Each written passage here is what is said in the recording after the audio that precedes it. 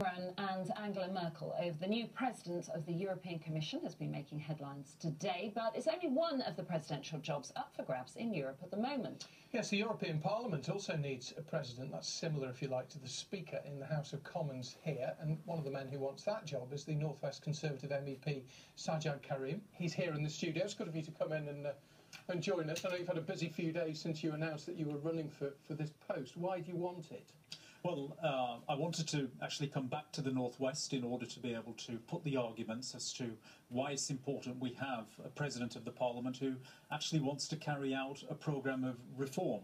It's quite clear after the latest election results that people right across the European Union want to see change and they want to see reform. And that isn't going to happen if we have the same faces, tried and tested, the same names coming back with the same ideas. We've got to inject some fresh ideas and some real impetus into the process. And it's also not going to happen, as Annabelle alluded to, if Jean-Claude Juncker, who is not such a reformist, becomes the president of the European Commission, which, with respect, is a more important presidential role than the one that you're going for.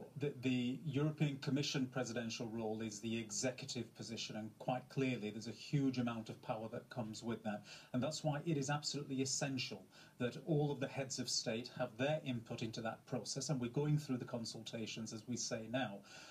The European Parliament position is important in many other ways, particularly in terms of making sure that the types of measures that the Commission wants to put in place do get the type of scrutiny that they deserve. Does it have the power that you would like?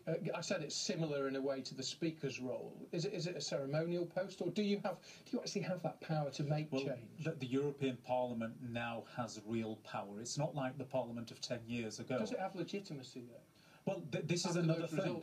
This is another thing, because people do not feel that they are properly connected with Brussels per se, whether it's the Commission, whether it's the Council, or whether it's the Parliament.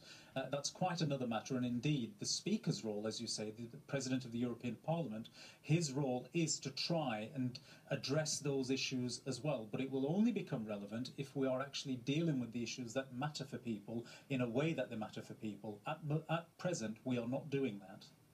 I'm sure David Cameron would love to have one of his men in that position because he wants that reform, but will you get that support that you need, given the fact that you are a British MEP?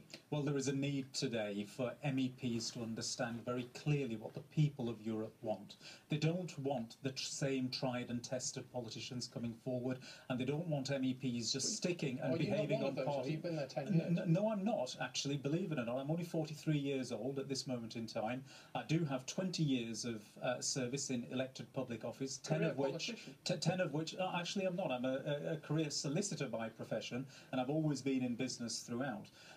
But I've done 10 years in the European Parliament, so there is a tried and tested track record there. But people want, citizens want the politicians to reach beyond party politics and put forward people who can deliver the reform agenda that is so needed in the European Union today. Thank you very much indeed for coming in to talk to us, and we wish you luck with your bid to become President of the European Parliament.